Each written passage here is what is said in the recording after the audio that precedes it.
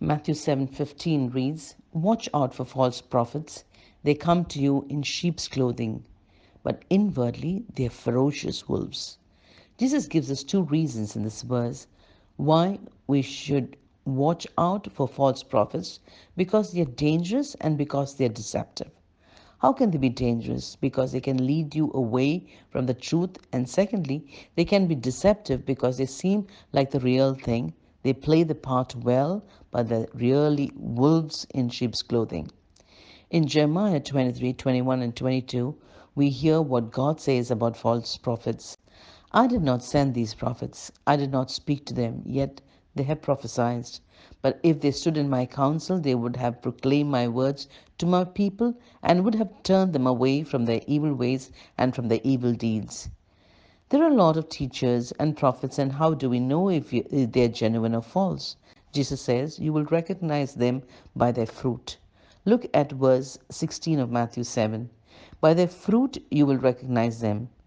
Do people pick grapes from thorn bushes or figs from thistles?" False prophets reveal themselves by their life and their teaching. Here are some key things to look for. If they do not preach Christ as the only way of salvation, they are a false teacher.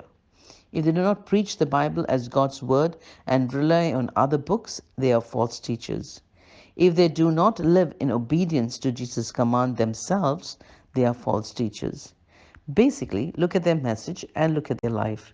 If they are false prophets, their words and their deeds will eventually betray them.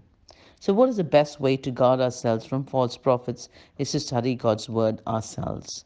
Once you know what is real, you won't be taken up by the false. Matthew 7:17 to 18 reads, "Likewise, every good tree bears good fruit, but a bad tree bears bad fruit. A good tree cannot bear bad fruit, and a bad tree cannot bear good fruit." What is Jesus saying? If you are a disciple of Jesus, it will show in your life.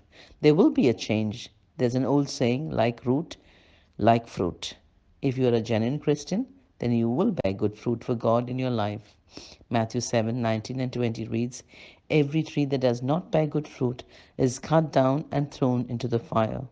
Thus by their fruits you will recognize them." Genuine Christianity produces a fruitful life. We should look for good fruit in those who teach us God's word, and we should look for good fruit in our own lives. Are you a good tree bearing a good fruit? Examine yourself. Be blessed.